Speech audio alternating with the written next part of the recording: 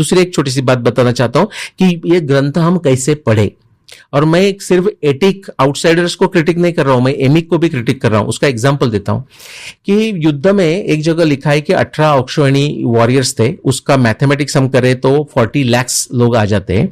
लेकिन बाद में एक कोई सौप्तिक पर्व में ऐसा कोई वर्णन आता है, उसमें कितने वॉरियर्स मरे ये युद्ध में, ऐसा वर्णन आता है, तो कोई बड़ा नंबर है, लाइक अब्ज करोड़, ये ऐसा ऐसा नंबर है। नाउ हमारे जो लोग हैं, हमारे साइड के जो लोग हैं, side in the sense emic internal, वो लिटरली मानते हैं कि भाई ये भी नंबर भी करेक्ट है। उसमें विवेक बुद्धि नहीं है, क्योंकि हमारे पास बहुत सारे एस्टिमेट्स हैं नंबर्स के।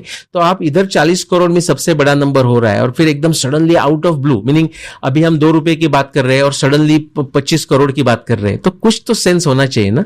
तो उसको एमिक हम कहते हैं, दोनों नहीं करना चाहिए। तो क्या करना चाहिए करके मैं एक छोटा एग्जाम्पल देता हूं।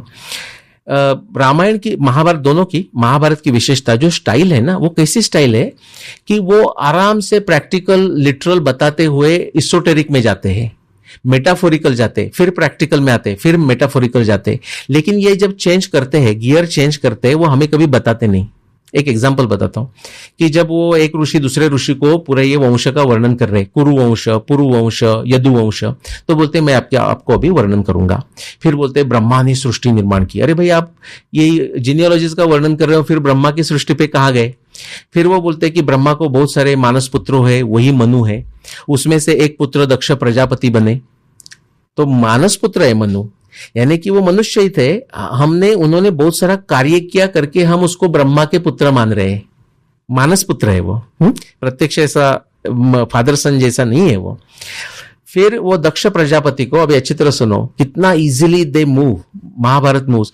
दक्ष प्रजापति को 50 कन्या थी, 50 कन्या थी। हम बोलते ठीक है, ऐसा ही चल रहा होगा।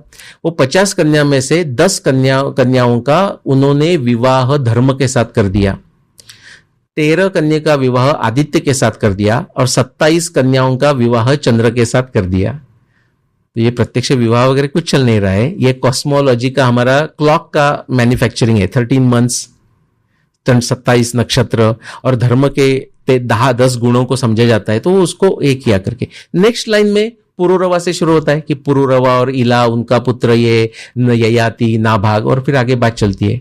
तो मैं कंपैरिजन करता हूं, it's like a Japanese garden. Japanese garden में सब आर्टिफिशियली बनाया है, बट आपको ये नहीं समझता कि नेचर कहां एंड हो गया और आर्टिफिशियलिटी कहां बिगिन हो गई, और फिर नेचर कब हो रहा है। Same logic is there in how the history is told, इतिहास is told in Ramayana, Mahabharata और हमारे बहुत सारे ग्रंथ।